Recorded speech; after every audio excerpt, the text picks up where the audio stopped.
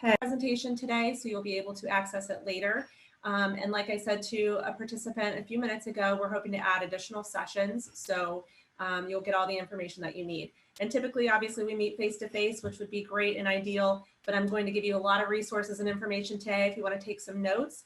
You can also use the raise your hand virtual feature in Zoom if you have questions as we go along. And then we'll also pause for questions either through the chat or through the raise your hand feature a couple times throughout the presentation, as well as at the end. So feel free to jump in with questions as you have them. I'm actually going to minimize the chat for a minute just so it doesn't distract me too much, but I will absolutely be checking it as we go along. Someone will be communicating through chat, don't have a mic, that's not a problem. So as you come up with questions, just let me know, but you can keep yourself muted until I call on you through the virtual chat feature. So again, thank you so much for being here. Welcome through our virtual presentation for the College of Aeronautics and Engineering. We're going to talk specifically today about our Bachelor of Science degrees in Aeronautics. There are 5 concentrations beneath those degrees. Our college also has other degrees, a Bachelor of Science in Aerospace Engineering, for example, Mechanical Engineering, and other programs that are saved for a different presentation that's specific to our engineering. We can let you know what those are if you're interested, but we're going to talk specifically about aeronautics today.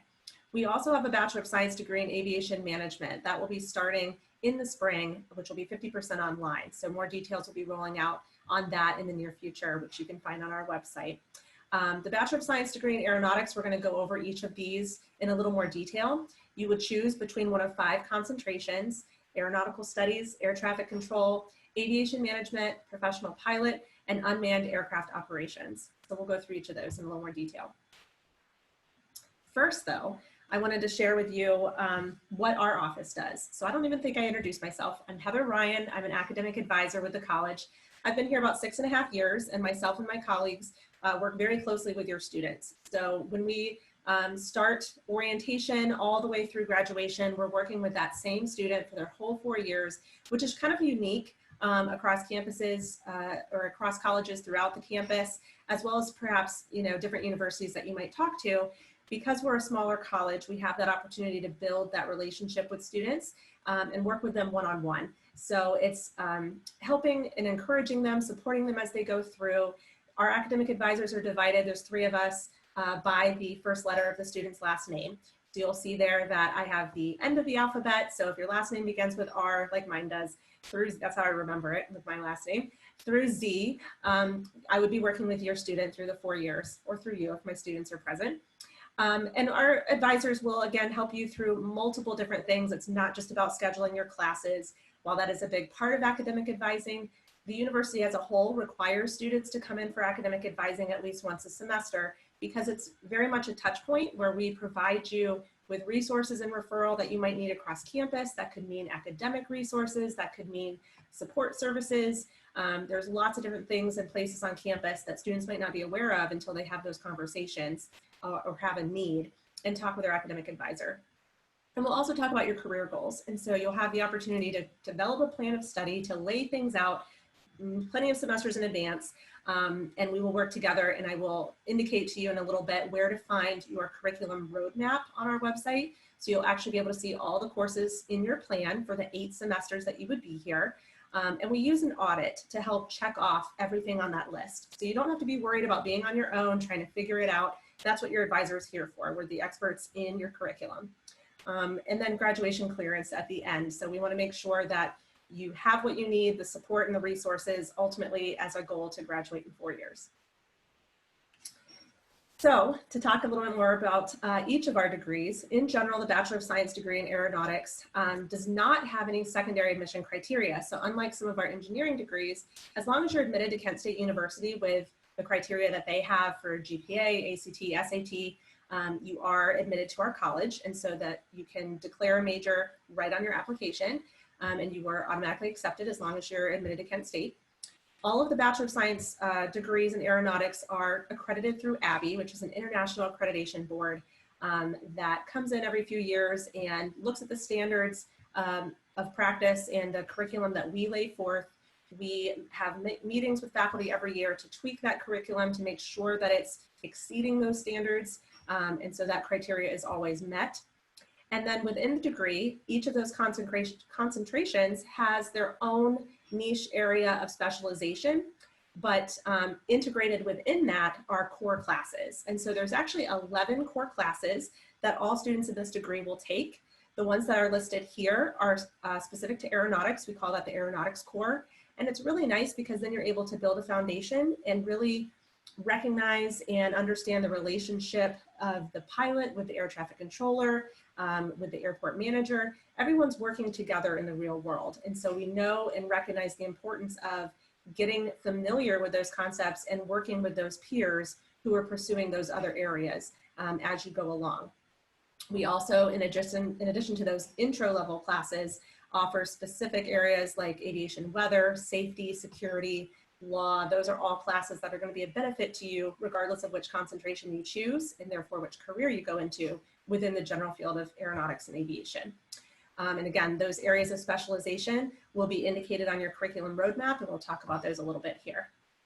So we'll start with aeronautical studies. This is our most broad concentration because it incorporates different aspects of aviation. So in addition to that aeronautics core that we discussed, it does have a little bit more technical aspects to it with systems, as well as the safety and human factors pieces. So if you are a little more hands-on, this could definitely integrate some of those hands-on lab-based experiences, but it doesn't lead in and of itself to its own specific career path. That's why it's kind of nice that in this degree, you can build it a little bit by adding minors, and depending upon the career that you're seeking later, let's say something further in management, or if you're looking to pursue a military career, this is a good one to start with. This is something that you would work with your advisor to sort of manipulate into your own plan. It is popular with students who are in Air Force ROTC. We have a lot of ROTC students in the college. And then also for our non-traditional students, so either veterans or students that are coming to college after years of work experience, this is a popular choice because it actually can be completed sooner because it does integrate a lot more elective classes. So you can use coursework from other areas, not just aviation, to build into this degree. So it's very flexible. Now that degree, while it's a good one, is not necessarily the end goal for most of our students. I would say most of our students are going to, from the beginning, select one of the other concentrations that does lead them to a specific career that they want to pursue. So for example, air traffic control, this degree allows students to get the professional training that they need to then be qualified for the FAA Training Center in Oklahoma City to be an air traffic controller. So our program is called a CTI, Collegiate Training Initiative Program, and we're one of only a few in the country. Last I checked, it was around 24 schools in the country that have this type of program. So it does allow you to be qualified for training in Oklahoma City, which is where the headquarters are for the FAA's training suite. We have simulators. Our entire basement basically is dedicated to air traffic control. We have a very impressive simulator suite that replicates what the students would see in Oklahoma City post-graduation.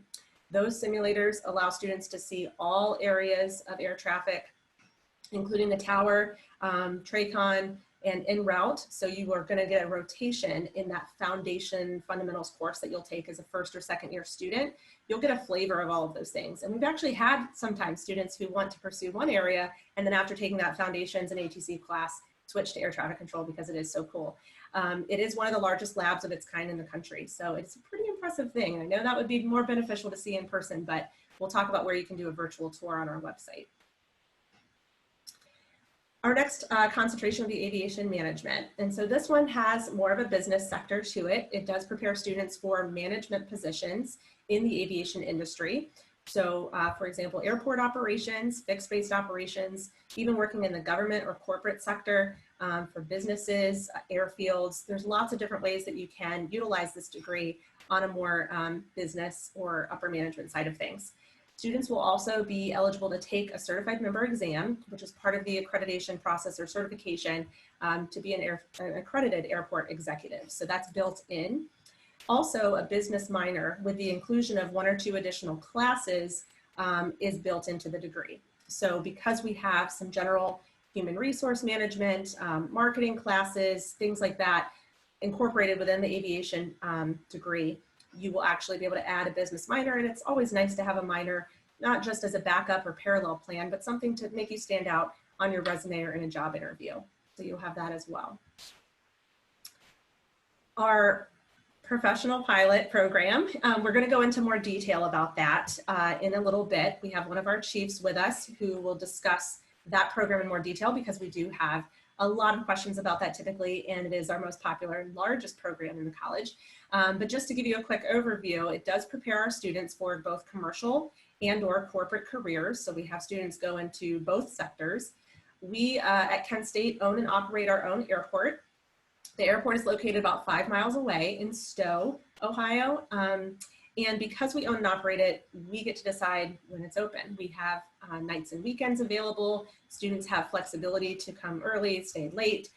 We don't have to worry about those start times and end times, as long as you're paired with an instructor that meets the same availability as you. And we have one of the largest fleet of aircraft, or the largest fleet of aircraft in the state of Ohio. We have 34 airplanes. I know my colleague Brian will talk about what those aircraft are, but it is very large, and therefore we're able to manage a large number of students and get them through the program efficiently. This program allows students to be qualified for the restricted ATP, Airline Transport Pilot Certificate, meaning that at the completion of this program, which is part of the FAA 141 regulations, you only need 1,000 hours of experience or flight hours in order to be eligible for the airlines. This is in contrast to other schools, a Part 61 school or another that requires 1,500 hours of experience. And so you have fewer hours that you're paying for through the more rigorous training that we provide and the integration of the lecture, classroom-based training, ground schools, and the actual flight experience in the aircraft. We have a precision flight team that is a competitive team that competes regionally and nationally. I'm sure Brian can give some more statistics about their recent success. But the precision flight team allows you to represent Kent State, and so those hours can go into your logbook for free. So you can accrue hours in your logbook by representing Kent if you are selected to be a part of the flight team. We also include in all of our ratings, which we'll describe in a few minutes, the CFI rating. That allows our students to actually be hired through our airport to help instruct other students, private students, and commercial students, for example. So once you reach that higher rating, typically in your junior year, as long as you're of outstanding character and you've done well in your classes, you're on top of things, if you want to apply, you can be hired through our own airport and accrue hours that way. So we'll be able to describe that in a little more detail in a bit. And finally, we have our unmanned aircraft systems flight operations concentration. So again, all of these concentrations I'm describing are under the umbrella of aeronautics. So all of these degrees are a Bachelor of Science degree in aeronautics with a concentration in these specialized areas. You can, by the way, choose 2 concentrations. We've had students do dual concentrations. I've had a student do a dual concentration with 4 minors. So I think that's the biggest I've ever seen. But there's so much flexibility, and there's ways that we can make that happen if that's what you want to pursue. The unmanned aircraft systems concentration is our newest, and so it actually just started this semester, but it does allow students to train to be professional unmanned aircraft pilots. And it focuses, of course, on safety. This is, I used to say the future, but it is the now. There are drones flying around all the time for different purposes, but it's talking about the systems, the regulations, and the policies around operating unmanned aircraft. It also includes the basic professional flight theory course that our aircraft pilots will take. Then, thank you, Liz. So one of the things that is included, in addition to that core of aeronautics, is the math and physics component. And so what makes a degree a Bachelor of Science degree as opposed to a Bachelor of Arts degree is that our college, I should have paused to see if there were any questions actually. I'll do that real quick right now. Does anybody have any questions about anything that I just shared? And there'll definitely be time to ask again. Okay, thank you. Didn't want to miss that opportunity. So math and physics is important, and the Bachelor of Science degree has more of a focus on foundational math and physics than perhaps a Bachelor of Arts degree. In a Bachelor of Arts degree, there are sometimes more electives built in. It's maybe not as rigorous in terms of prerequisites, where it's very back-to-back prescriptive, and there's foreign language requirements. We have no foreign language requirements in the Bachelor of Science degree, but math and physics is the foundation. And so it's very, very important when it comes to math that your placement is right where we want it to be in that first semester of your roadmap. And I'll share with you how to find the roadmap in a minute. But it's recommended, if possible, to continue taking math through high school. I know some high schools only require 2 years of math, 3 years of math. It may or may not be your favorite subject, but if you are going into your senior year, if you have the opportunity to continue your math sequence or just keep your skills sharp, that's always a good thing. Not required or expected, but it's recommended if possible. If not, that's okay. We also accept AP credit in math. So we have students who bring in AP calculus credit, for example. As a whole, the university will accept AP scores of 3 or higher. So as long as you earn a 3, 4, or 5 in your AP math, we will accept that for math credit. And then we will kind of translate that in a conversation that you would have with us with your high school transcript, what that would mean for you in terms of courses for your first semester. College Credit Plus is also accepted. It's called dual enrollment in other schools. And so if you're taking college level credit through another institution, you can submit that transcript with your application or as soon as you receive it, and we'll process that credit as well. Regardless, if we don't have college credit in the system by the time that you're going to start your first semester and we're registering you for classes, then you would take an ALEX Math Placement Assessment.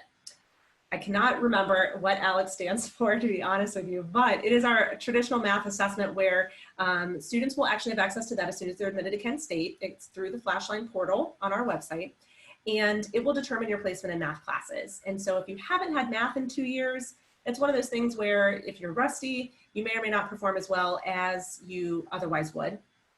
But you have opportunity to take it again if you need to.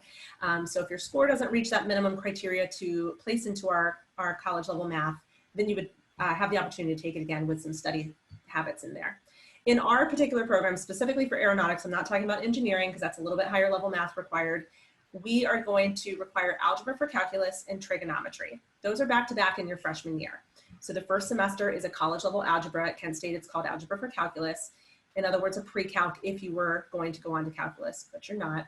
And then second is a trigonometry course. Those 2 courses require a grade of C or better at the college level. So ideally, you're ready to go with the algebra level, and we would talk about alternatives if necessary. If you're below that, the university has some great opportunities, not just tutoring, but other versions of that algebra class should you need a little more support. Physics follows that math sequence. And so for all of our programs, physics is listed in the sophomore year in semesters 1 and 2, fall and spring. Our physics is trig-based. It's not necessarily expected in high school. We don't, require that you take it in high school. Some students ask about that. They might have had chemistry or bio instead. But if you have done like AP physics, we will also take credit for that. But the physics at Kent State that we require for our programs are trig-based. It's called General College Physics 1 and General College Physics 2. Both of them have a lab. Each of those will be built into your roadmap that we'll show you here soon. Math is a lot of information, so if you have any questions, please let me know. Also a part of your road, oh yes, please. Oh, sorry. Sam has taken pre-calculus and statistics he's currently taking in dual enrollment. So if he were to submit his transcript, then he wouldn't even have to take the ALEX admission test. He would possibly just get the credit and be able to eliminate those core classes?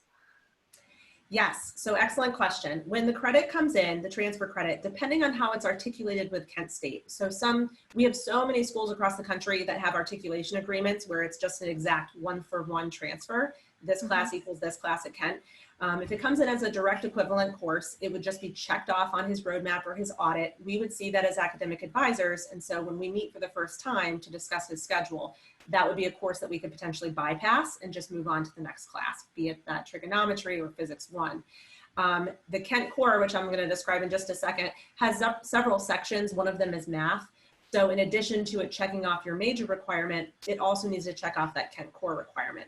So if, for example, it covers Kent core because it's statistics, but it's not the algebra or trig, it would check off Kent core, but not the math requirement, and sometimes vice versa. So it sort of just depends on what comes through. And that's where we have an individual meeting. We can set up a phone call. We can do a virtual appointment. You could even send me through email, which I'll include at the end, an unofficial transcript or just the title and course number and the name of the school. And I can look it up to see if there's an articulation agreement in place. Okay. So happy to help with that. Yeah. Thank you. You're very welcome. Other questions about math? And that's a very good question, because sometimes students will bring in those math courses, and in many cases it means that you can skip ahead, but not always. So it just sort of depends, it's case by case. The Kent Core, in your total 120 credit hours, which is the number of credits that all students are required at Kent State to take in 4 years. I know it sounds like a ton, but it really does spread out evenly in 4 years. Of that 120 total, 36 to 37 credit hours are considered the Kent Core. Kent Core can also be classes that are required in the major, like we just talked about math. So math is double checked. It covers your Kent Core and it covers your major requirements. That's also the case if you're taking, for example, an aviation management, a business class, that might cover a Kent Core and a major requirement. So trust me when I say that it's all built in or taken care of, or we as advisors will adhere to the roadmap to make sure that you're on track. Let me see what my question might be in the chat real quick. So BC Calculus and AP Physics would satisfy the core requirements. Would our student be able to fill with electives, or is there something else required? Perfect. So if you're bringing in math credit and those credits are checked off, as long as you have the credit in the system, like I said, you would be exempt from taking that math placement assessment and therefore could move on to physics. You would be eligible for the physics class. If you wanted to wait with the cohort and take physics, say in the sophomore year, that would be like a free space in bingo, where we could move up another class that's available. You could take something for fun. You could consider pursuing a minor, and we'll talk about the minors that are available. Anytime that you take classes outside of Kent State. So we have students bringing in AP and CCP or dual enrollment. We have students over the summers who might choose to do their Kent Core, for example. Those are like your humanities, your social sciences. If you chose to do a history or a psychology class, you wanted to save some money and take it at the community college, absolutely. We talk about that scenario in advance. You take your course, you bring in the transcript, and then those slots can be used to fill other classes. You can bring in, you can either move up classes if you're eligible based on prereqs and there's spots available. We've had students graduate early by doing that, or you can start a minor. So you have definitely opportunities. So AP Physics will not satisfy the physics. No, yes, it will. AP Physics should cover your physics requirement at Kent State. Yes, it should cover the Kent Core as well as the major requirement. In almost all courses or cases that I've seen, if you have an AP Calculus, that AB, BC Calc, and AP Physics, those check off. Those are not the outliers. It's just occasionally if someone does a dual enrollment class through a community college or another school that doesn't have an articulation agreement, maybe it's not an accredited institution, that's where we might run into issues. But my advice to everyone is always to just notify me in advance. Send me an email with the credit that you know that you're bringing in so that we can kind of lay it out before you get here. I'm happy to help do that. So again, the Kent Core classes, you can find those on Kent State's website. Lots of options. Don't overwhelm yourself with all of them. Your advisors are here to walk you through that. And basically, you're just picking from each of those different categories every other semester or so. Within our courses or our curriculum, we cover most of the Kent, or excuse me, I should say, we cover enough of the Kent Core where on your roadmap, you only have 6 or 7 slots that say Kent Core. So 6 or 7 classes that you will choose outside of your major within the 4 years that you're here. So there's plenty of time to cover it. Your orientation class, oops, go back. DKS is your Destination Kent State orientation, and then the course is called FYE, the first year experience. This is a team taught class. All students at Kent State have to take this class. Anywhere you go should have an orientation class. It's going to be success strategies for college, right? It's a 1-credit class. It meets once a week. It's pretty painless, as it should be. It's about providing you with resources and help to be successful. The nice thing about our class, though, is that it's team taught by faculty and staff in our college, and it is so tailored to your program. And so it's not just your general run-of-the-mill, college 101. We actually provide you with great opportunities to network. We provide professional development. We provide you with business cards. We want you to be considering yourself a professional from the beginning. And because our industries are pretty specific, we want to also integrate you into those by providing you opportunities to meet with industry professionals or speak with alumni, things like that. So it's very tailored. It's not just your basic one-on-one class. And then we have a professional development course that is built into your program in your junior year that builds off of those skills. So that's where you're actually going to maybe further develop your resume or practice a mock interview or attend a networking seminar, things like that. So it's all built in from the start. Okay, we'll talk briefly about minors. We have lots of them. I've listed the most popular. We have minors throughout the college. So these are our aeronautics focused minors, but we also have engineering minors. So a student can select any minor that they would like. They can even select something outside of our college. So it doesn't have to be something that's offered through aeronautics and engineering. It could be anything. Or you might not choose one at all. It's not an expectation or requirement. But we find more and more students are selecting minors for a couple reasons. I think it does diversify you a little bit as the applicant pool grows and you get out there in the real world. You want to have some different pockets. And students have more than one interest area. So you might have wanted to be a pilot since 3rd grade, but then as you get to college and you take different classes, you'll see that you're interested in something else. We don't want to temper that. We want you to, be a whole person and well-rounded and explore other areas too. So just a quick overview. The dispatch minor is a very popular one for students that are pursuing flight, our professional pilot program. It does allow students to have a certificate in aircraft dispatch and practice that from the get-go. After graduation, it doesn't expire and it doesn't require a medical clearance. So in the event, hopefully, that you do not lose your medical down the road, furthering your career, you do have that backup plan, something that you can pursue that is a lucrative career without requiring a medical. Aviation management, if you have that business interest, but you don't want to pursue it as a full concentration, you can do that as a minor. Aviation weather, if that's an area of interest for you. And then flight technology. Our professional pilot program used to be called flight technology. Our minor may or may not still be called flight technology. I don't know if it changed to professional pilot, but that's for students who either begin with the flight tech or professional pilot major, and for whatever reason need to opt out of that after a couple classes. Maybe it's the expense, maybe it's the time, maybe it's the commitment, knowing what the career is going to look like once they graduate, or maybe their interests have changed. So we have students who will just do that, which is sometimes also ideal for, again, those military students that are focused on ROTC or the Aero Studies degree to get through a little faster, or other reasons. And it goes through the commercial rating. So it doesn't go all the way through all the flight ratings that the major does. And then finally, unmanned aircraft systems is also a minor. So if it's something that you want to dabble in, but not necessarily pursue for 4 years, that's an option too. Internships and co-ops. Oh, I'm sorry, I have a question in the chat. Thanks for your patience, guys. Hey, that was good timing. The question was about internships. See, how did I know? Internships and co-ops. Internships and co-ops are not required by any of the programs that I have just described, except for unmanned aircraft systems. I believe UAS, because that's brand new. I don't have that roadmap memorized, but I believe that one has a co-op partway through, probably junior year. But other than that, there are no required internships or co-ops within these majors, but it is something that we encourage students to seek out. What's really great is that our office, our college, has a career services office built into it. So we have professionals here, we have representatives through our college that will help you find internships, that will help you prepare for interviews, that will help you with your resume. Those are really nice things that are built in. And we have certainly a long list of relationships, partners, people that we have worked with in the past that have provided internship opportunities for our students.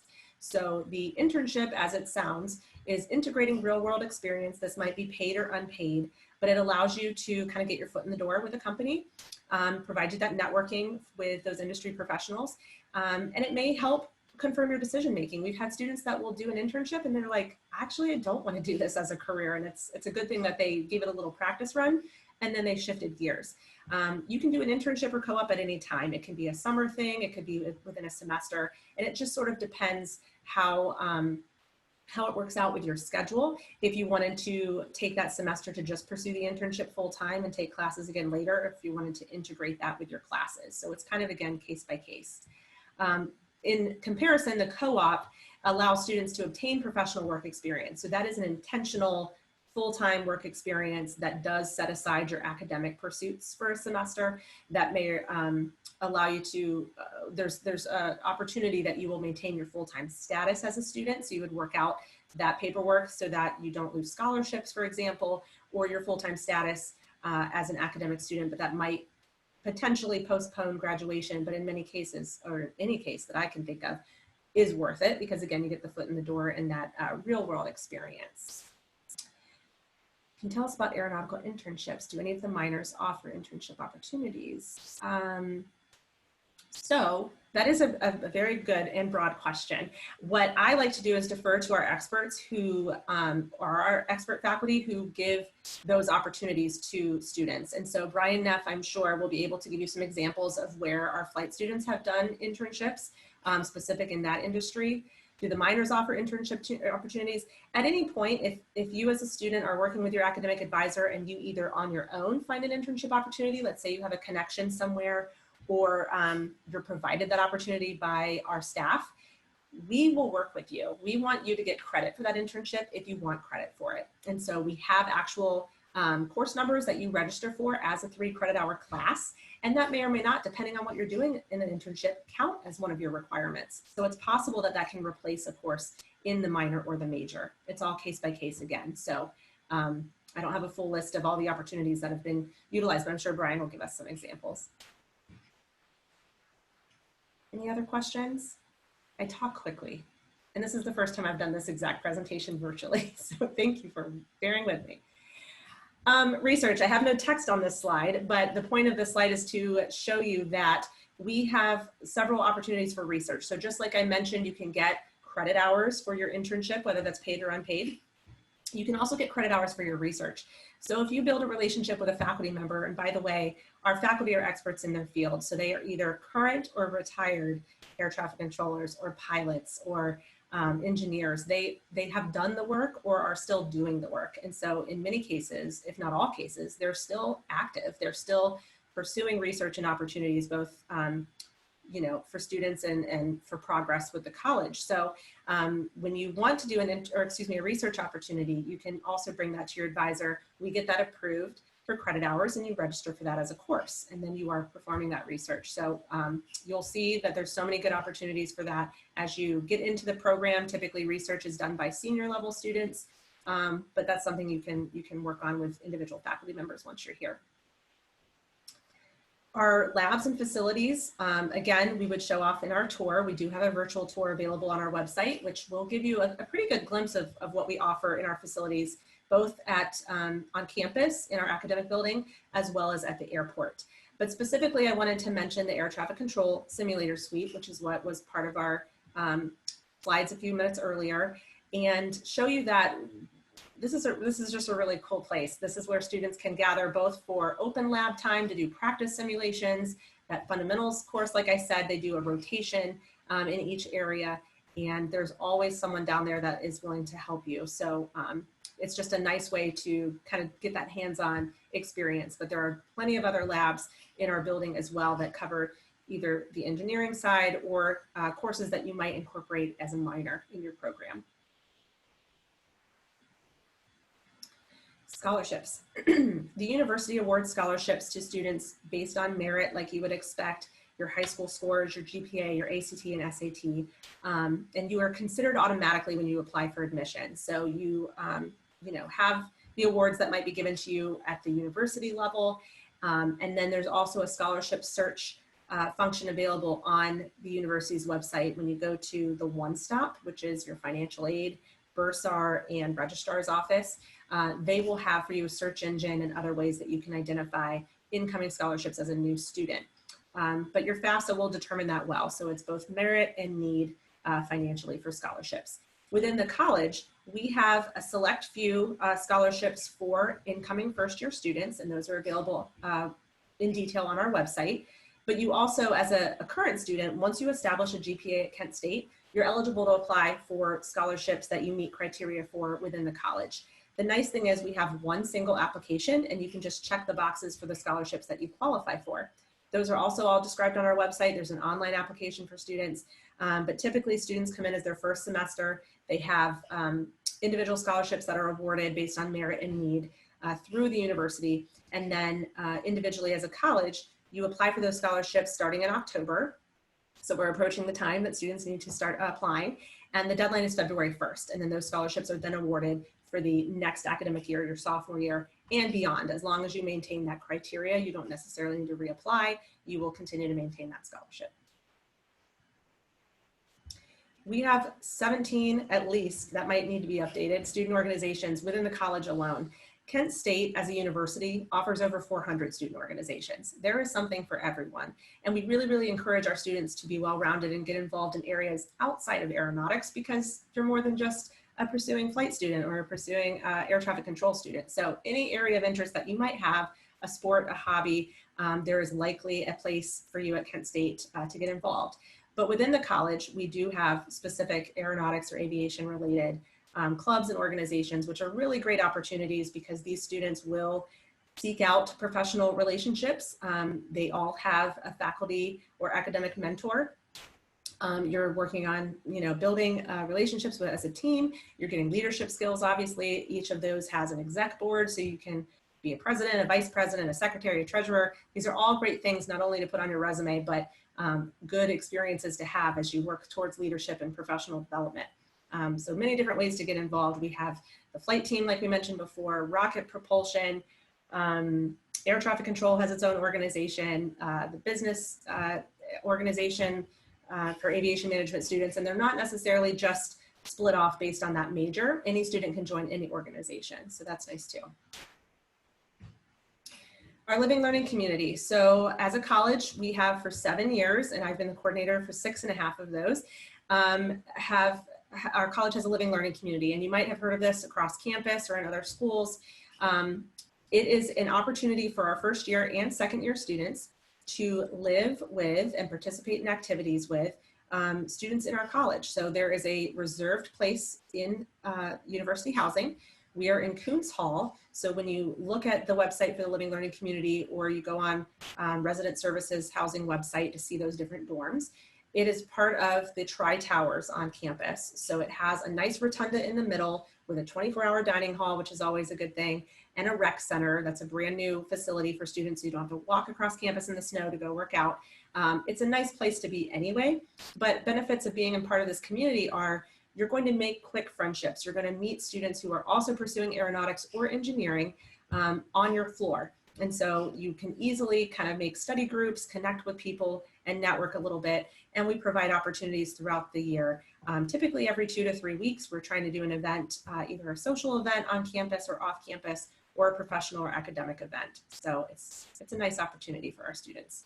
We have had each year a larger number join the community, from 30% to now I think we're at 40%. So that's pretty cool. So the roadmap, all I wanted to describe here, because you will be able to access this on our website, is to just give you a screenshot example of what this would look like. So each concentration is going to have an 8-semester plan called a roadmap. And you can see here, semester 1 has those first couple of classes in the major, unlike, again, the Bachelor of Arts degrees that you might have seen, or other programs that have a pre-major or take all of those basic core classes before getting into the major. We integrate everything from the beginning. So you're going to have a balance of courses within that specific major and concentration, and your more general classes, your Kent Core Humanities and Social Sciences. So you'll see here that balance, but you'll also see that the first semester has that required algebra for calculus. So that's the placement that we want you to have, regardless of concentration. And that's based on your test score. So I won't go into all of that detail, but just know that you'll have some flexibility and some options there. And it's not as scary as it sounds. And so once you place into that, then your following semester would then be trigonometry. And then you'll see in semester 3, your general college physics, followed by semester 4, which actually does not have physics on this particular example, but physics 2 would probably be done in semester 5 for this concentration. So that is one sequence that follows. And then for flight, which I know we'll get into more detail about in a minute, the flight sequence will be what you follow as well. The first year experience orientation class was there in that first semester for 1 credit. So that's just meeting once a week for 50 minutes, getting all the great resources you need to be successful in our college. Any questions? That went very quickly. Let me see what's in the chat here. My son hasn't been able to take the SAT due to COVID. Can he still apply? You know, the last time that I heard from admissions, there was a more holistic approach to admissions. So if we're looking at, he would be starting fall of 21, is that correct? I think you can apply, yes. I am like 99% certain that that is absolutely fine. If anything, I would have him submit the application online ASAP, and then contact admissions directly and let them know your situation, because The last I knew, because of COVID, there was going to be a more holistic approach where the test scores, while still important, are not the end-all be-all breaking point of admission. And so they're going to look at all those other factors with a little bit more weight than they might have in the past. And so while a test score might still be required, it's not necessary for it to be completed before application. Hopefully that helps answer your question. But because I'm not an admissions rep, I don't want to say 100%.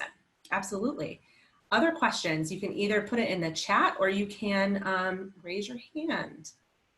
Can a professional pilot major take a minor? Absolutely, that's highly encouraged. We do have several professional pilot students who will do minors either within our college or outside of our college. Probably the most popular right now would be aircraft dispatch, followed by UAS, the unmanned aircraft systems minor. And all of those can be found on our site. I want to share real quick our website, which is listed there, kent.edu/CAE. So everything that we've talked about today can be found on our website. You'll see a bar at the top with the academic side, with the faculty and staff. You'll be able to get to know our faculty. You'll see our mission and our vision. And you'll also be able to see the undergraduate programs. So when you click on academics and undergraduate programs, that's where you'll be able to find all the different roadmaps for the area that you want to pursue. That's what we typically pass out in our live sessions. Scholarship information is there, student organizations. You can see all of that through our website. And maybe most importantly today, on the very first page of our website, when you click on that site, you're going to see two big buttons to do a virtual tour. So I would highly recommend, after we're done today, to go check out the virtual tour, both for our facility, our academic building called the Aeronautics and Engineering Building, and our building at the airport, FedEx Academic Aeronautics Center at the airport. And Brian Neff is going to speak in just a moment about our professional pilot program. So if you know for certain after we get through some questions that you're not interested in flight, it's up to you whether you want to stay on the session and continue to hear about our flight program. But if you know that you are going to be interested in pursuing flight, please stay on so you can hear some more details about that. How many students on average are in the professional pilot major? I can tell you right now, we have one of our largest incoming classes, or now they're here, our present students, our freshman class is one of the largest we've had. And I think we're at a total of 320, 330 flight students within, between freshman and senior year. So it used to be like 280 and we've definitely increased. So we're over 300 currently. When do your pilots start flying? I'm going to let Brian talk about that right off the bat, if eligible. So I'll let Brian describe that in just a minute. Is there a shuttle to the airport for the professional? Yes. So the university has the campus bus system. You guys can use your voices too if you want to raise your hand instead of typing in the chat. The university uses the bus system that kind of works with the city as well. So it'll take students to Target or Walmart. You are at the mercy of their schedule. And so you would have to look at the bus schedule to see their times that they're operating, which may or may not be the full hours that the airport is open that you're able to go in and fly. One of the other many benefits, but one of the benefits of the living learning community is quickly meeting relationships and people that are also pursuing flight. You are going to make friends and you're going to carpool. So as a first year student, you're probably, if you don't have a vehicle, which isn't expected, many students do for the convenience of going back and forth to the airport. But if you meet somebody that has a car, you become quick friends so that you can get rides to the airport if you're in similar flight blocks. Speaking of parking, students will initially park at the football stadium and be bused to the main campus unless they are a flight student enrolled in a flight course. So all of our aero majors outside of flight will have a parking pass at the stadium. That's just standard for all freshmen. It's just what you got to do at Kent State. If you are a flight student, because we know that you're going back and forth to the airport, you would then be on campus. It's only a mile and a half from the stadium to campus, but that makes a difference, obviously, if you have to get there, get your car, and drive the other direction. So you will be upgraded as far as a parking pass. And then from that point forward, you have a parking permit based on the number of credit hours that you accrue. So if you're coming in with more credit hours, you're going to reach sophomore standing sooner and therefore have a better parking pass. Other questions? And then I will introduce my colleague. Hope I didn't miss anybody in the chat. Brian, are you here and ready to go? I am. Awesome.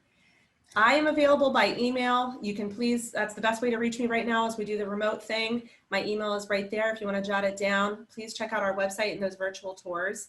I really appreciate your time today, and it was great to virtually meet you. Please let me know if I can be of any help, and I will introduce my colleague, Chief Brian Neff. Thank you, Heather. Good afternoon, everybody.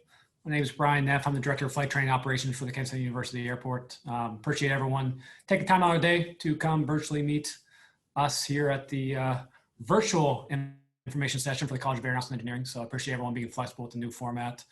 My goal for today is to hopefully get you accustomed with flight training here at Kansas City University and answer a lot of questions. I see a lot of questions rolling in the chat, particularly with flight. I know there's a lot to talk about. So hopefully we'll be able to get those questions answered and get everyone comfortable in understanding our program. So I guess myself really quick, I'm actually a graduate of the flight program. So I started here as a flight student back in 2006. I came in with my private pilot certificate, started that back when I was in high school. Graduated from Kansas City University in 2010 with the flight, back then it was called flight technology degree. Started working here as a flight instructor just like everybody else. Worked my way up through supervisor of flight, assistant chief, chief instructor, and now I serve as the director of the program. So if you guys have any questions, I do have a lot of information about the program. So again, I had the chat open. I strongly encourage people to ask questions. I do talk a lot. So if you guys see me rambling, if you want to get me back off track, feel free to turn your mic on and get me going back in the right direction. So some background about the program. If you're in this session, you probably know some of the stuff already on here. But our program is now in its 53rd year of flight training. So we started back in 1967. So we have a very proud history. We have a lot of alumni out in the industry, which is important for when we start talking about networking and jobs here in a little bit. You probably know this, but we are ABI accredited. We are now going on, I believe, our 15th year of ABI accreditation. We're the longest standing ABI accredited flight school in the state of Ohio. And we do have the restricted ATP. So what the restricted ATP is that offers our students, once they graduate from our program, to have a reduced number of hours to be eligible for the airlines. So federal law, if you go to the airlines, you need 1,500 hours. With the restricted ATP, that gets reduced down to only 1,000 hours of flight time in your logbook, which is a big leg up because that allows you to get hired sooner, and everything in the airlines world is based on seniority. So the sooner you get hired, the better seniority you have, and that just makes your entire life a lot easier in the long run. Our fleet, I believe we talked about it earlier in this presentation, but now we have some pictures to associate with those. We have the largest university fleet in the state of Ohio. We have 34 total aircraft in our training program. For the private pilot course, we start off with Cessna 152s. We have 9 Cessna 152s. After that, we have a range of Cessna 172s. We have S models, which are equipped with the G1000, the glass avionics. So we have 11 172s with the G1000. We have 5 R models, which is just the 72 with the round dials. And then we have 3 P models that we use as an overflow airplane. They're not primary for any courses. They're just extra planes for people to use. So we have a total of, I believe that's 19 72s. We have 3 Piper Arrows. The Piper Arrow is the picture down there in the lower left. That's a retractable single engine aircraft. We use that for the final level of commercial training. That helps you get trained for the multi-engine course, which we use the Piper Seminole for that, which is the picture there on the lower right. So all in all, we have 34 aircraft. We also have 4 brand new flight simulators to mirror our fleet of aircraft. So we have basically have 39 resources to use to help you develop your flight training. Our airport, we're located over in Stowe, Ohio. So that's right next door to Kent. Straight mile distance, it's about 3 miles from campus. So I'm looking out my office window right now and I can see campus from my office.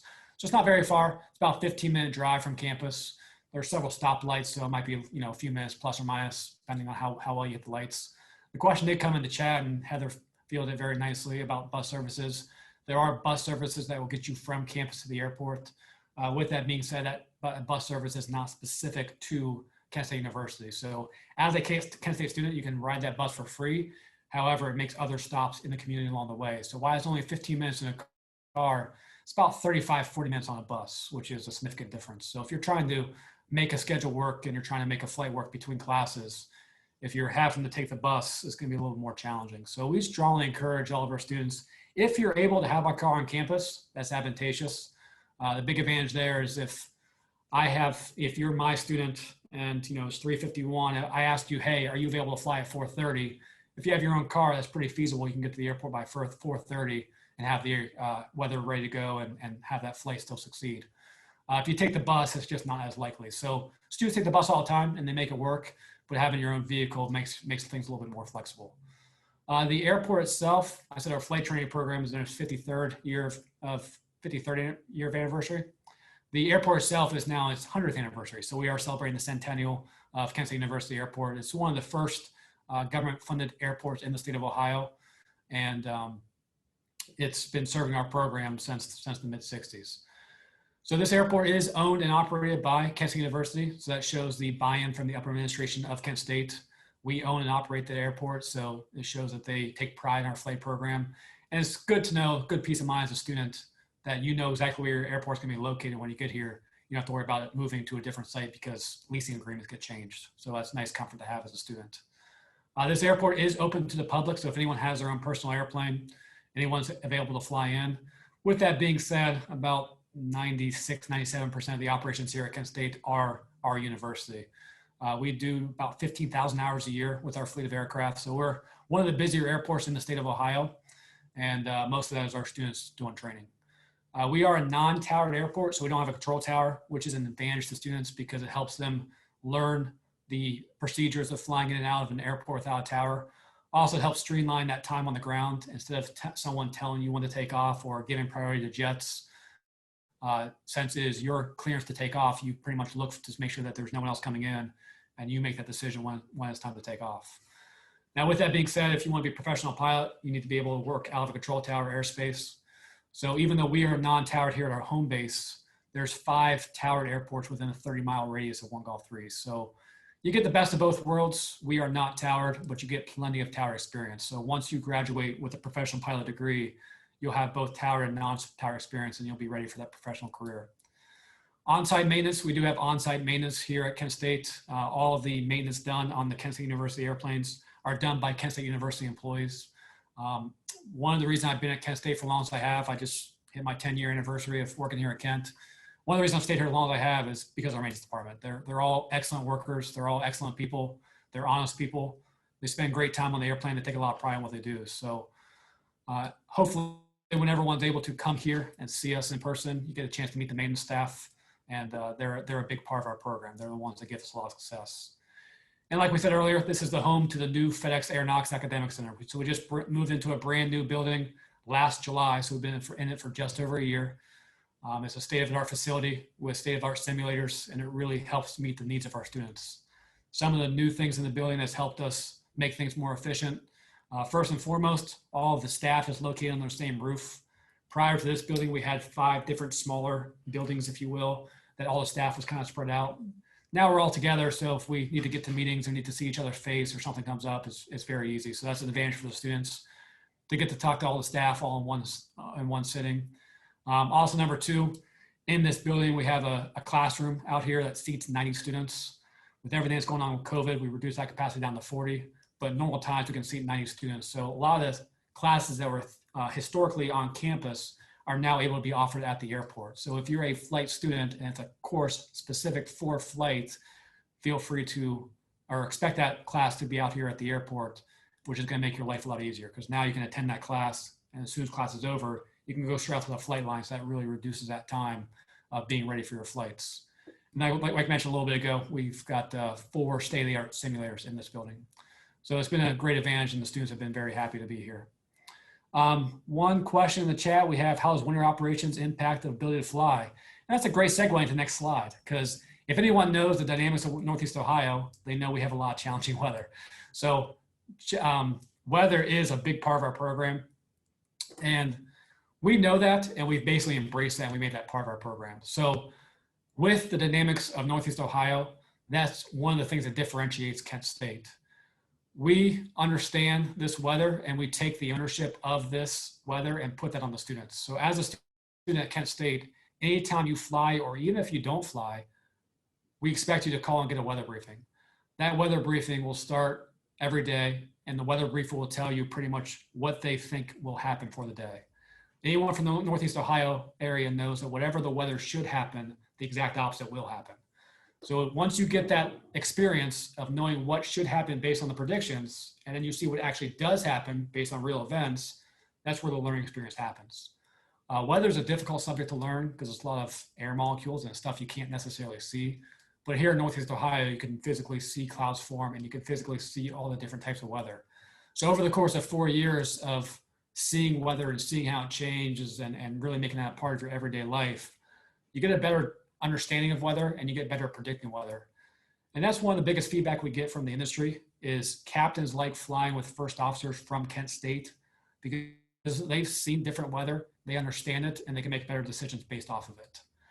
Now, as implied with the question, weather is something that's going to hold us back a little bit too, because if you come to Kent State, I promise you right now, you will not fly 365 days a year. It's just never going to happen. We will lose days for the weather.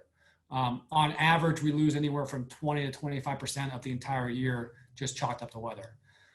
So that seems like as a deterrent, seems like a reason why you wouldn't want to come to Kent State University. But we've done a lot to embrace that, and we've done a lot to make sure that doesn't hold our students back. So yes, while you won't be able to fly 7 days per week, some of the things we've done to balance it out is starts with our fleet of aircraft. As we stated a little bit ago, we have the largest fleet of aircraft of any university in the state of Ohio. The reason for that being is if you lose 3 or 4 days in a row for bad weather, whenever the sun comes back up, now we could get more students up for a given hour and make up for that lost time. Realistically, for the number of students we have, we really only need about 20 to 23 airplanes. We have 34. So now we have an overflow in there to keep everyone moving. Number two, some other things that we've done to help balance this out is flight training is open 7 days a week. So Sunday through Saturday, we open up every day pretty much at 7 a.m. and all the planes have to be on the ground by 1 a.m. So 18 hours a day, 7 days a week, we are available for flight training. When you start a new flight course, you will be assigned an instructor and you'll be in their schedule anywhere from 4 to 5 times per week, depending on your course. So you'll have a set schedule of 5 times per week. However, we encourage our students to come out more than that. If you could come out in the evenings and the weekends, that's really when our students get ahead. Aside from being open 7 days a week, we're also open year round. So if you choose to stay over the summer months, a lot of times college students will go home for the summer. If you stay for the summer months, we'll be available for flight training. And even those times in between the semesters, you know, if the spring semester ends the first week of May and the summer doesn't end until the first week of June, that month of May to June, we're still open for flight training. So there's plenty of opportunities to fly. And most of our students do a nice job of staying with the progression of these courses. The early courses, we'll talk about those a little bit. The early courses can be a little bit challenging to keep up with because everything's new. But once you get past your freshman, sophomore year, get into your junior, senior year, almost all of our students get all their courses done on time. And I would say most of them are successful in graduating when they plan to graduate. So the ones that have difficult times are the ones that can't commit to a flexible schedule. So if you have to work a full-time job, or maybe you're non-traditional and you have a family, or you have maybe on a sporting team and you're restricted on the weekends, it's not that you can't do it. It's just sometimes it might not be able to be easily done in 4 years. It might take you 4.5, 5 years. But like I said, most of our students do a nice job and we'll do everything we can to make sure you graduate when you want. Industry and alumni relationships. It's very important in today's environment, everything that's gone on in 2020. We keep a very, very close relationship with all of our alumni. We just had an alumni event just a few weeks ago, and we had over 150 alumni come in for it. So we keep a close contact with them, and the reason we do that is to help our students get jobs. You know, one of the interesting dynamics at Kent State University is when you get here the first day and we get to meet you, the first question I'm going to ask you is, hey, what do you want to do with your career? How can we help you get there? And then my job at that point is to get you out of our system as quick as possible. You know, a student being at Kent State for 8 years doesn't do Kent State very, very much good. We need you to get out there in the industry so you can make Kent State have a good name and keep that going forward for future students. So our goal is to get you where you want to be. So as you're here at Kent, you know, COVID with everything that's going on this year, you know, events have been a little bit different. Lots have been virtual like this. But we still will keep you engaged with the industry and we'll still keep you up to date. And right now there is, you know, a slower hiring rate this year. You know, just 1 year ago, it was almost ridiculous how fast people were getting hired. Now that's going to slow down for a little bit. With that being said, whenever that does start up, and we're hoping it does start up here soon, when they start hiring, they're going to focus on students that are declared professionals in the degree. So ones that have 4-year degrees and ones that come from strong universities like Kent State University. So having this relationship with us, having this relationship with our alumni is going to help propel you in your career in the future. We also require some things a little bit different, and we'll get the flight fees here in a little bit, but some things we do a little bit different is in order to graduate from the professional pilot program, we require all of our students to graduate with their instructor certificate. Some of our other competitors or other universities only require you to get your multi-engine certificate. So as soon as you get your multi-engine certificate, a lot of times at other universities, you're eligible to graduate. Because to go to the airlines, the only certificates that are required is your commercial multi. However, the best way to get to the airlines and the fastest track to get there is to also earn your instructor certificate. So even if you go somewhere else that doesn't require an instructor certificate, more than likely, if your goal is to become a professional pilot, you'll still take that instructor certificate course.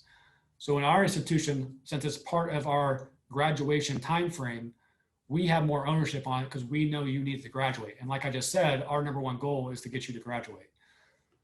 So since we have more ownership, we're going to help you in those courses, and we're going to take a lot of pride in those courses and make sure that you get the training you need. There's a couple studies out there right now that say that pilots that have instructor certificates and have instructor experience typically will do better in the training environment at the airlines. So if it's going to help you get your flight hours and it's going to help you be better in the training environment, we're just going to go ahead and require it. So the reason we're bringing it up is because when you compare our flight fees with other institutions, make sure you account for that instructor certificate. Because at first glance, it might look like Kent State's a little bit more expensive. But when you count those instructor certificates you're also receiving with that degree, we're pretty much on par, if not better than almost any other institution. I feel very confident with our pricing, and I think it's very fair. And we'll talk about that here in a little bit. Another big attraction for Kent State, and this answers the question about what sets us apart from larger schools like Embry-Riddle. Not taking anything from Embry-Riddle. Embry-Riddle's an excellent school. Most aviation schools are excellent schools. We actually work closely with a lot of other universities that offer aviation. So not taking anything against them, but one feedback we hear from students is the biggest difference between a school like Embry-Riddle and a school like Kent State University is the relationships you'll be able to develop with the faculty and staff. With a school as large as Embry-Riddle University, when students go down there, a lot of times, we've gotten feedback from students who transfer to come to Kent State. They were sophomores or juniors, and they never once ever met the chiefs. Here at Kent State, your first day of freshman year, you'll get to know myself as the chief of your course. You'll get to know the other chiefs. We take a lot of pride in what we do here. We take a lot of pride in the Kent State name, and we want to instill that on our students. So starting your first day, we're going to try to get to know you the best we can. And one of the great dynamics of Kent State is myself, my role here for the flight training program, I have two primary roles. That first role is I work directly with the incoming freshmen. So all the freshmen that come into Kent State, I work very hands-on one-on-one with them. So I get to know them very, very well their freshman year. One of my second roles is I'm in charge of the hiring for all of our new flight instructors. So when you become a senior, junior, senior, whatever it is, and you start applying for that CFI job, you know me really well because you met me your freshman year. And starting your freshman year, I'll start giving you tips and tricks and molding you on how to become a good CFI here at Kent State. So then when you apply to work at Kent State as a senior, we have a good rapport, we have a good relationship, and a lot of times we're able to hire a lot of our students. So myself, I'm not obviously by myself. It looks like that with this virtual setup, but myself, there's two other chiefs, assistant chief, lead flight specialists. Most of the people here are graduates of the program from Kent State. And I just think that shows the buy-in that we have and the environment that we have and the family atmosphere that we provide. So that's probably our biggest differentiator between an Embry-Riddle and UND is the relationships you'll build, which will help you in your future careers. I'm going to go back to these comments before I get to the next slide, and we'll see what other questions. Relationship directly with FedEx. I don't believe we have a direct relationship with FedEx on the pilot side. I know they were in the works on that end of last year. I'll have to talk to our internship coordinator to see if there's anything new. I know on the engineering side, there was relationships being built there. On the pilot side, it's a little bit different because the transition from a Kent State University flight student to a cargo pilot usually requires a lot more flight hours. So it's not a linear path to go from Kent State to cargo. A lot of times you have to have one more intermediate job. So I know they're in discussion of an internship or co-op with FedEx directly, but I don't know if that ever got finalized on the pilot side. I do know there are some things on the engineering side that are in the works. Now, outside of FedEx, we do have partnerships with a lot of other industry members. Our most proudest one is Delta Airlines. We'll talk about it at the very end. I think the next one's from Heather. So I guess we'll go to the next slide. Again, feel free. I don't have to be the only one talking. If you guys have questions, put in the chat or please put your mic on. I like to get to know you, so please put your mic on and feel free to ask questions. So next slide, we're talking about flight fees. And this is really the largest part of the discussion of these info sessions and one of the main reasons why we try to take our time with hosting these. Because we want to understand how the university bills work before you start spending a lot of money. I'm sure most of you are already looking on the right side of this screen and you see all the dollars associated with the professional pilot program. I see some people are already leaving the room. So before you leave the room, let's just talk about these and I'll kind of tell you how we develop these fees. So first and foremost, our flight training fees are based on a university bill. So think of flight training fees or the flight fees just like you would as a lab fee. So if you take a physics course, a lot of times there's a lab fee of $50, right? That $50 shows up on your university bill. Whenever you pay your tuition cost, you pay that lab fee. Flight fees are the exact same. Whenever you enroll into a new course or register for a new course, the fees associated for that course are associated with that tuition bill. So if you register for private pilot flight in fall of 2021, that fall of 2021 bill will include all your tuition costs, room and board, whatever the case is, plus the special course fees of just under $12,000, okay? Now that $12,000 is a really big number. This is gonna sound crazy. We made that number as big as we possibly can, okay? I know that sounds nuts, but trust me, that's in your favor. When I went through the program, the university bills, the special course fees were based on the minimum cost it took to deliver a course. So unless you were a perfect student and did everything at the absolute minimums, what would happen at the end of the semester, you would get this large bill in the mail that says your son did extra flights, your son or daughter did extra flights, and now they owe $2,000 more, whatever the case is, okay? Again, I went through the program, that's how it was when I went through. My father was a school teacher, my mother worked at a doctor's office. We didn't really have $2,000 just laying around. So that was always a lot of stress for my family. So we made this change about 3 to 4 years ago. And what these fees are based on now is the average cost it takes to complete a course. So it's not the minimum, it's the average, okay? So now students know upfront a better expectation for what that course is going to cost. So you can better anticipate, better plan, and better predict what that course will cost you on that semester. Now that average course fee includes oral ground instruction, includes flight instruction, and includes all the aircraft rental costs associated with it. So basically these numbers are an all-in number. You know, it's not a full 100% all-in, but it's as close as we could make it. So you can see on the left all the stuff it includes.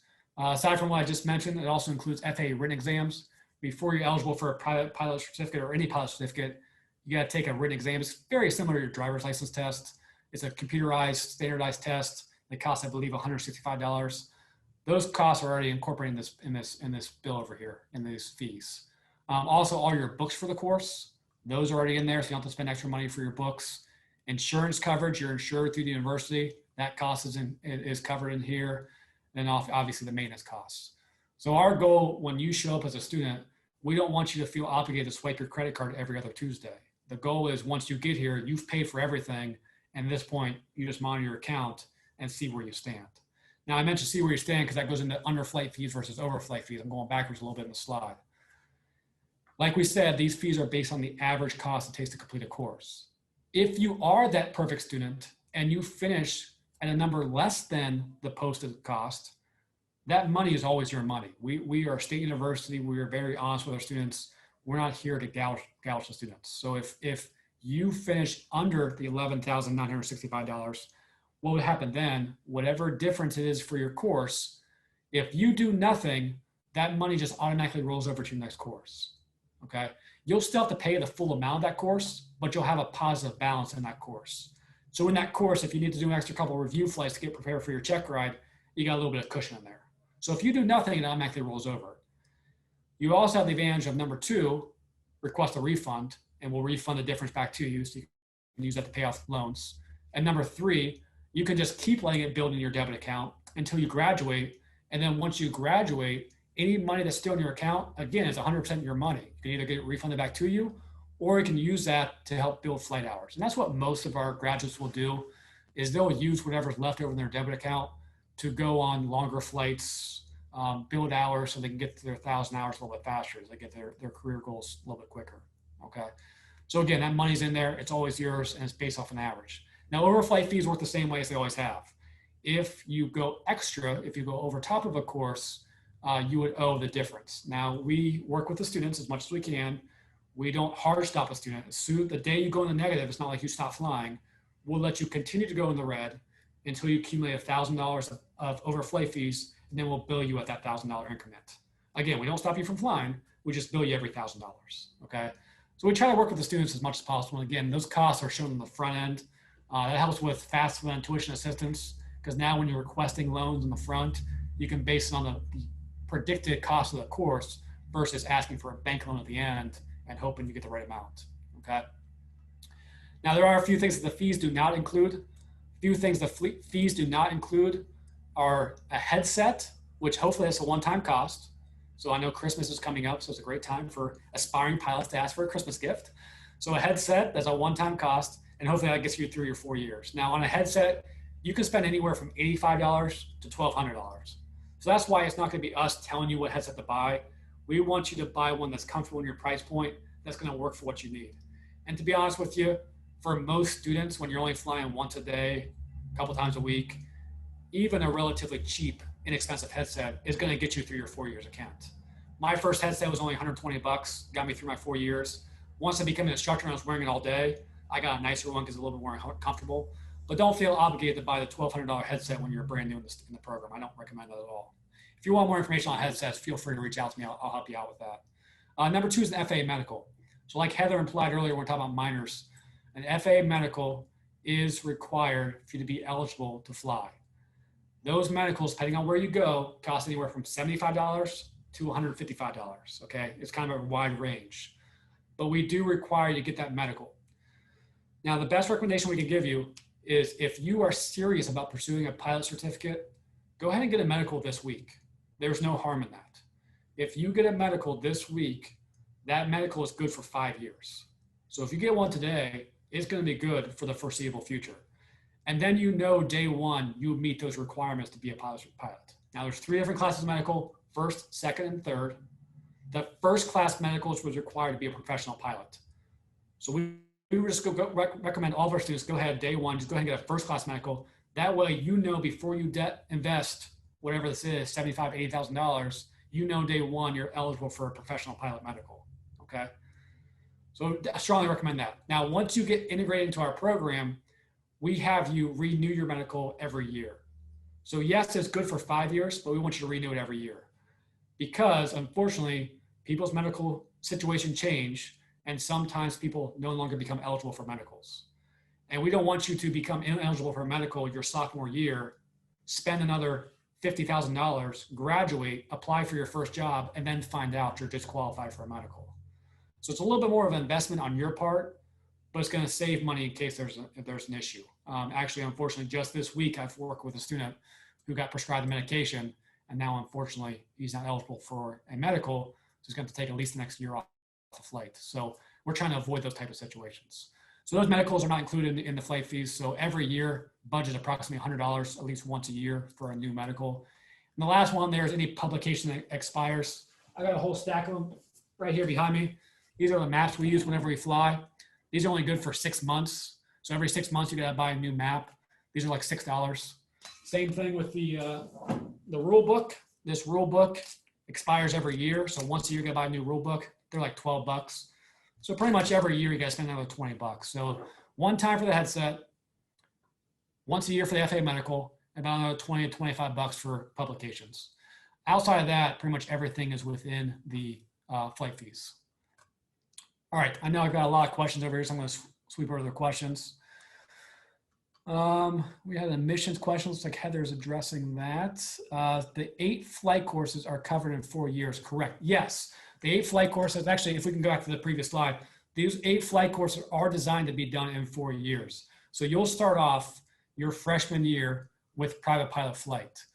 The way our roadmap is designed and the way it is currently today, first semester freshman year, as long as you place in the proper math, you're eligible for private pilot flight.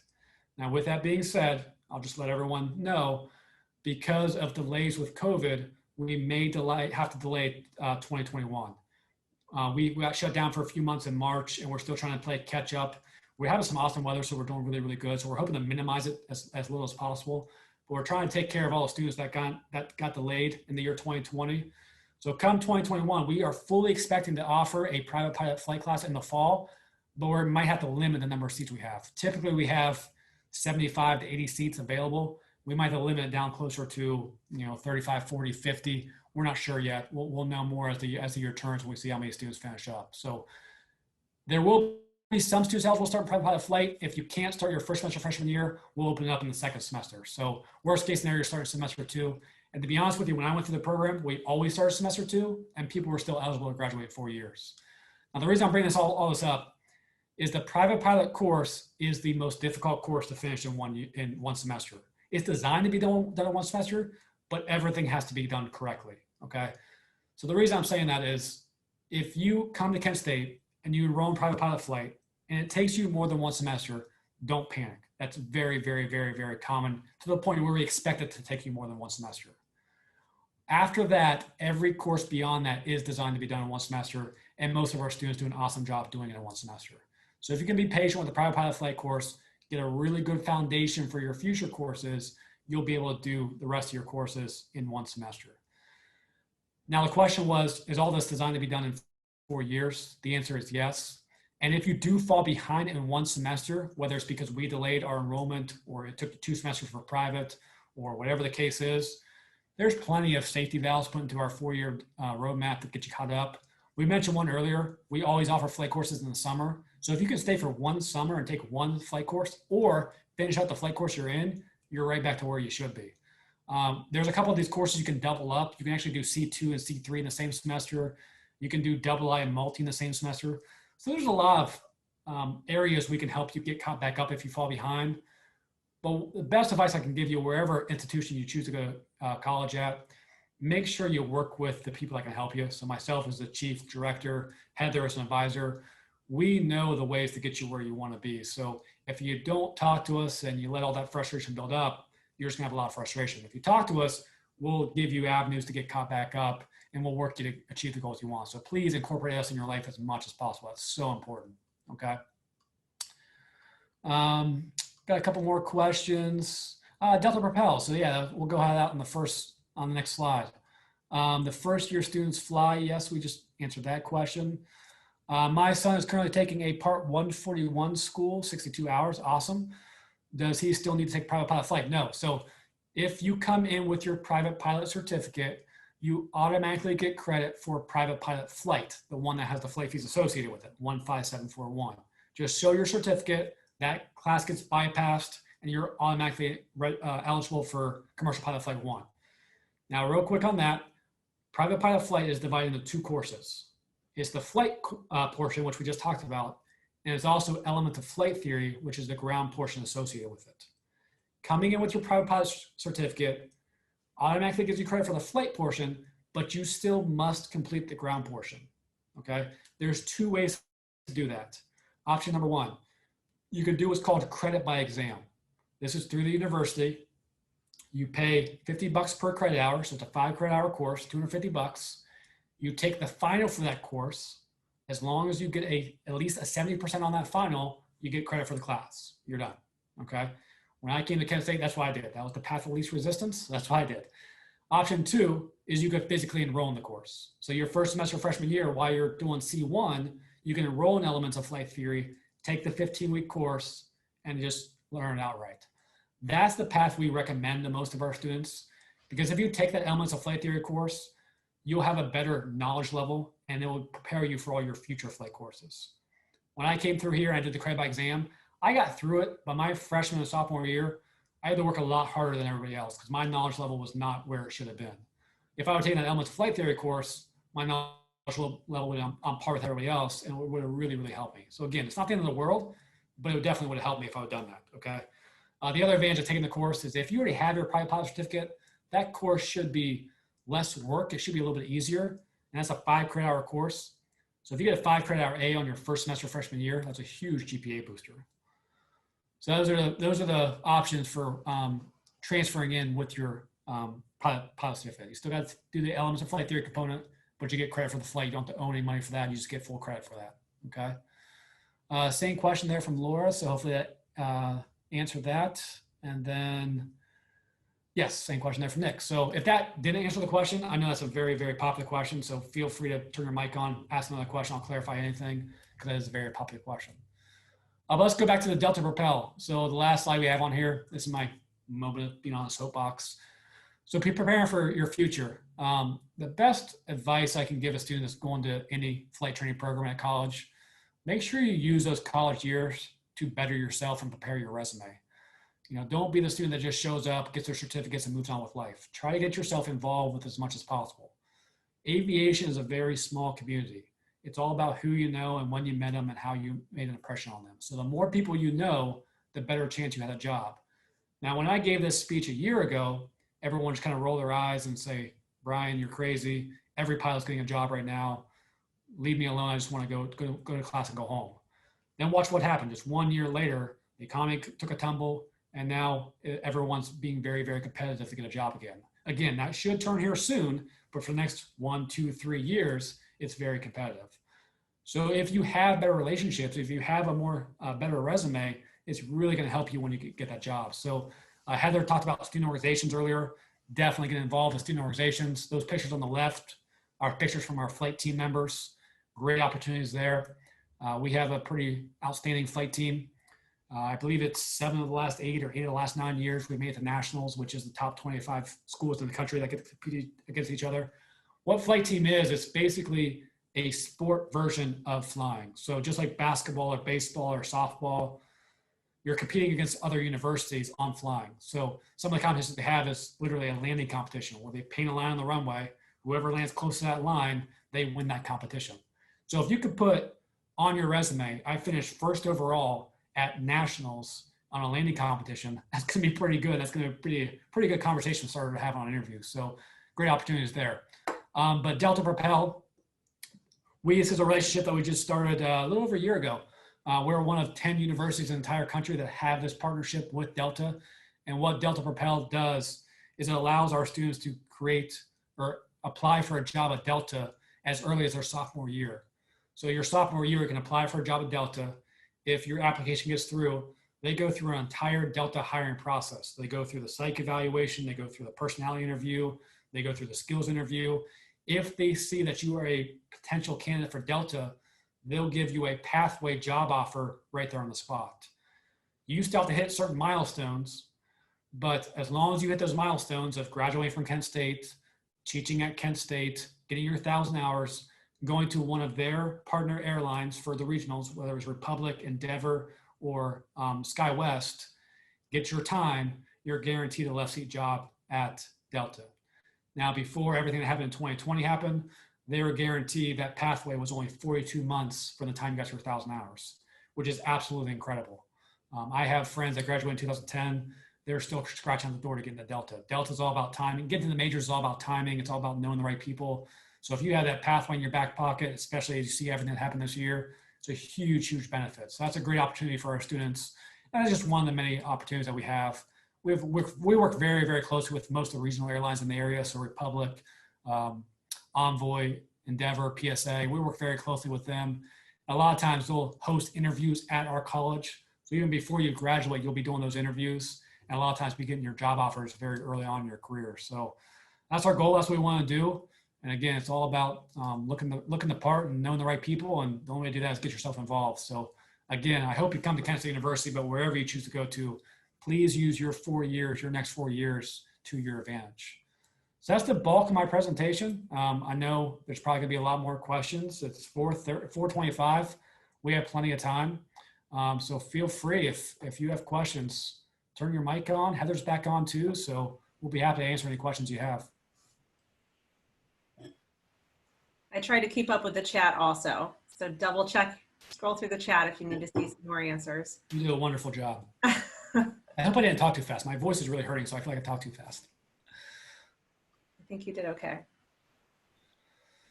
All right, any questions from anybody? Hey, I have a question. Yeah, how many instructors do you have there, and are the majority of them Kent State graduates like you talked about? Yeah, that's a great question. So And typically, we tier between 30 to 35 instructors, and we open employment to anybody that wants to come in here, anyone who wants to apply, I should say. With that being said, the vast majority of our instructors are Kent State graduates. Like I said, we'll start working with you as early as your freshman year to get you the personality type.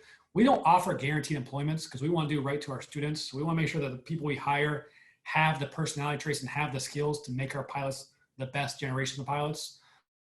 So we don't guarantee employment. However, since we work with people as early as their freshman year, we'll usually be able to mold you and we'll pretty much know where you stand. And if you're not quite going the right direction, we'll tell you what you need to work on. So we're probably able to hire, I would say 9 out of 10 applications that we receive from our students. And right now, of the pilots, of our instructors we have, I believe all of them are Kent State graduates. So typically, I said we do about 30 to 35. Because the airlines aren't hiring right now, they're slowing down for 2020. As of today, we have 40, which has been great because we had a large incoming class. I'm actually in the process right now of hiring 6 more instructors. So as of hopefully this time next week, we'll have about 45, 46 instructors. So we're trying to keep our students engaged and keep them meeting with their instructors as much as possible. So, 2020 has been a tragedy for the aviation industry. With that being said, it's not something new. The airline industry has peaks and lulls, very cyclical. We've seen this before back in 2006, 2008, 2010, and we're just kind of now seeing it again. The one good thing about the airlines slowing their hiring is it helps the flight schools. So now our instructors are going to be here a little bit longer. They're going to have more experience, more seniority, more comfortability, more understanding of how to teach those courses. So the students coming in the program are really, really having an advantage right now. It might take them an extra 6 months, a year, 2 years to get their first job, but their knowledge level and their skill level when they are applying for that job is going to differentiate them from everybody else. So it helps the flight schools right now having that seniority in the instructor world, and then eventually it's going to help you in your future careers. Awesome. I have a quick question. What do you do the upset recovery training in? Like what aircraft? So the upset recovery, that aircraft's not stationed here at Kent. It's run by a company that's owned by a Kent State graduate. He's actually a retired United Airlines captain. He has a super decathlon I think he has 3 different super decathlons that he runs this upset recovery training program. So that's not required for graduation, but definitely recommend all of our students to take that because again, that's something that looks awesome on a resume. I believe you get a graduation certificate at the end of that course. You put that in your portfolio, and that's a big thing the airlines are looking for nowadays is knowledge and understanding of upset recovery. Samuel, That's awesome. Happy with your response, Brian. Looks like we have another question. Is there a dress code when flying? So there is a dress code, but it's not as formal as the way I'm dressed right now. So the dress code for when you fly is more for professionalism, safety measures. We require long pants, cannot wear shorts. That's to protect your legs in the rare off chance of smoke or fire in the cabin. So long pants, same story for the same reasons, closed toe shoes. And then for the professionalism work, you have to have a shirt with sleeves on it and then nothing offensive on the shirt. Okay. So nothing sleeveless, something with a sleeve, nothing offensive on the shirt. In the winter months, we do require to have cold weather apparel. So hat, gloves, jacket. Now for your check rides, before you graduate from any course, you have to take a flight evaluation. They're called check rides. This is how you earn your certificates. On those events, we do require a shirt and tie. We do require business attire because we're molding you into that next generation professional pilots. We want you to get used to what it's like to fly with a tie around your neck. So we will require you on your check ride to have business attire for those. But outside of that, just on day-to-day training, anything that you would casually wear, jeans, t-shirt, that's perfectly fine. Now, CFIs still all look very similar to me. All the CFIs have a white uniform with the Kent State logo, and they'll wear a black or blue tie, similar to what you would see in the airlines. Can one get their CFI prior to commercial? You can't get your CFI prior to commercial. Commercial is a requirement. It's actually a regulatory requirement to have your CFI. So you do have to do that one first. So there's not a lot of flexibility there, unfortunately. With that being said, if you look at the roadmap, you should earn your CFI. If you follow your roadmap to a T, you should earn your CFI at the end of your junior year. And then your first semester of your senior year, you take CFII, Certified Flight Instructor Instrument, and Multi. And then the last semester of your senior year, there's no flight course scheduled at all. So again, if you fall behind in a course, you have the safety valve of your last semester senior year. But if you follow it the way you should begin your CFI your junior year. So that allows students as early as their junior year to apply for their CFI or to apply for a position. And we allow students to work here. So as soon as you have your certificate in hand, you can apply for this job. And if we feel that you can help our students, if you are a potential candidate, we'll hire you. And we'll work out around your class schedule. So we don't want to inundate you with too much. So a lot of our student employees only take 1 or 2 students, just enough to, do some stuff in the mornings or the evenings. SAT question, Heather, this might be you. So I'm actually on the admissions website right now trying to find that answer, and I will contact an admissions rep so that I have that answer for anybody in the future. But if you want to send me your email, or if you have that information, I can follow up with you specifically about it. I'm almost certain that you can apply in pieces. So you can submit an application and then submit your SAT score after that application is submitted. But I want to verify that. I don't want you to be in the middle of your application and then it won't let you go further until you put in an SAT score. So I will verify that with an admissions rep. I just need a way to get in touch with you directly. Oh, you applied for the Common App. Oh, okay. You'll email. Yeah, that's great. You email me. That makes more sense than putting your email in the chat. Send me an email. I will follow up. Another person replied that they did the Common App. So yeah, follow up with me and I will get the specifics. Any other questions for either one of us?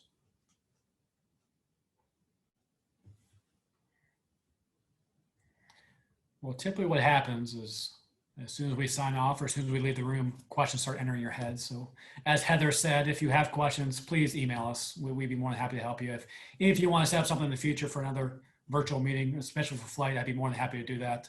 I know there's a lot of questions associated with this. So I'll meet with anybody as soon as we can. So Heather, I'll turn it back over to you, and then appreciate everyone their time. We covered a lot of information. Brian, you want to put your email in the chat? Let me put my email in the chat. You can email either of us with any questions. It doesn't matter what your last name starts with. I'll be happy to help you. Once you are admitted to Kent State, you will be assigned an academic advisor based on your name. That's just the easiest way for us to do it. But we are here to help you every step of the way. So please don't hesitate to reach out with any questions. I did link the roadmap curriculum earlier in the chat if you want to see the exact list of courses for the 8 semesters, but I would highly recommend everyone go to our website, kent.edu/CAE, do the virtual tours on the main page, and then just explore the website, and any questions that come up, just let us know. Thank you guys so much for spending some time with us this afternoon. Hope everybody is doing well and stays well, and we look forward to seeing you at Kent State. Thanks, everybody. Nice meeting you. Thank you.